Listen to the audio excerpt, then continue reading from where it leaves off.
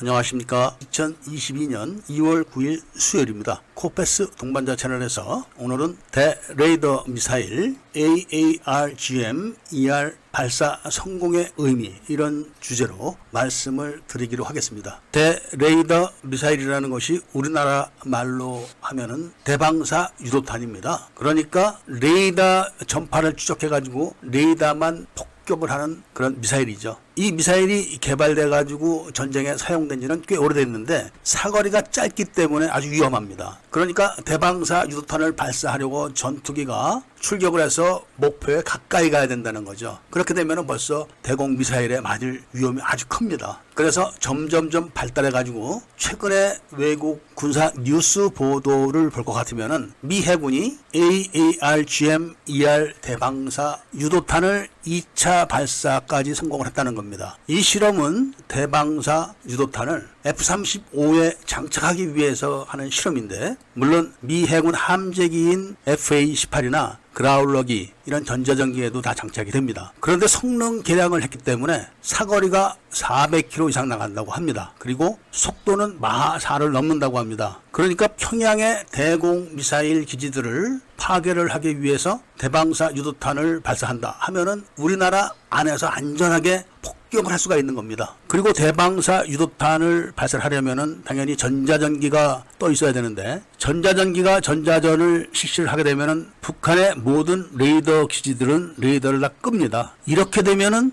대방사 유도탄을 발사를 할 수가 없게 되는 겁니다. 그렇기 때문에 지금은 모든 북한의 전파를 다 데이터베이스화를 해서 신형 대방사 유도탄을 발사를 하는 겁니다. 그러니까 일단 전자전기가 떴다, 이렇게 되면은 모든 레이더 기지들은 레이더를 끄기 때문에 방공 작전을 할 수가 없게 되는 겁니다. 그리고 레이더를 켜는 순간에 유도탄이 발사되기 때문에 대방사 유도탄의 위력은 상당한 거죠. 그런데 이 대방사 유도탄의 성능을 극대화시켜 가지고 마하 4 이상의 속도로 400km 거리 바깥에서 발사를 하게 되면은 아군에게는 아무런 피해가 없는 겁니다. 우리나라 공군도 대방사 유도탄을 보급을 받아가지고 유지를 하고 있지만 신형은 아닙니다. 신형이야 지금 미국이 2차 발사 시험을 한 그런 정도이기 때문에 내년에나 작전에 투입이 된다고 합니다. 이렇게 되면은 북한은 한미연합 공군이 폭격을 하려고 하면은 모든 레이더를 꺼야 되기 때문에 무방비 상태로 얻어맞는 게 아닌가, 그거 잘 됐다, 이렇게 생각을 하실 것 같지만 북한이 또 그런 데는 아주 많은 꼼수 작전을 하고 있습니다. 북한이 연평도 포격을 하기 전에 먼저 무인 정찰기로 무인 정찰을 실시한 다음에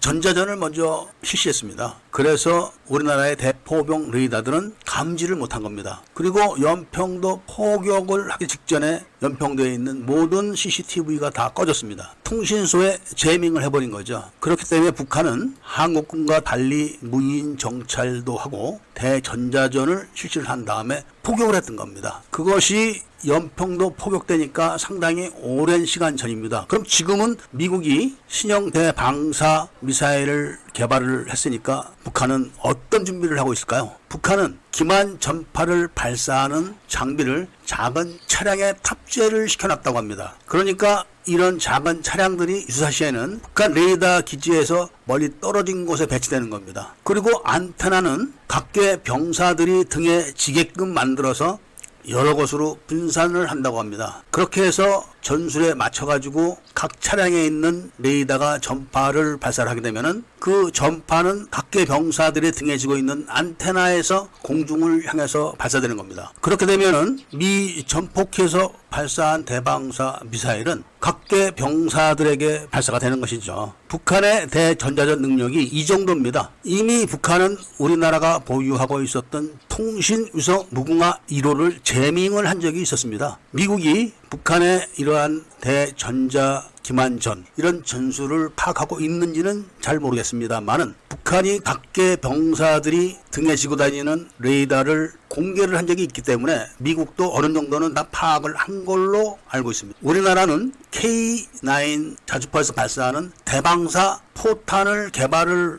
했다고 하는데 양산이 됐는지는 잘 모르겠습니다. 155mm 자주포의 사거리가 40km 정도 되기 때문에 대방사 포탄을 양산을 한다 해도 쓸만 볼만한 것은 거의 없다고 봐야죠. 북한판 SM 대공 미사일 기지 이런 데를 폭격을 하려면은 당연히 전투기에서 발사를 해야 되겠죠. 그런데 그런 기지 인근에는 차량 탑재용 유도 전파를 발사하고 그 발사는 인간들이 짊어진 레이더 안테나에 의해서 여러 곳에서 분산 발사된다. 북한의 대전자 기만전이 상상을 초월한다는 말씀을 드리면서 오늘 이야기를 마치고자 합니다. 구독을 꼭 해주시고 좋아요와 알림 설정을 부탁드리면서 이야기를 들어주셔서 감사드립니다.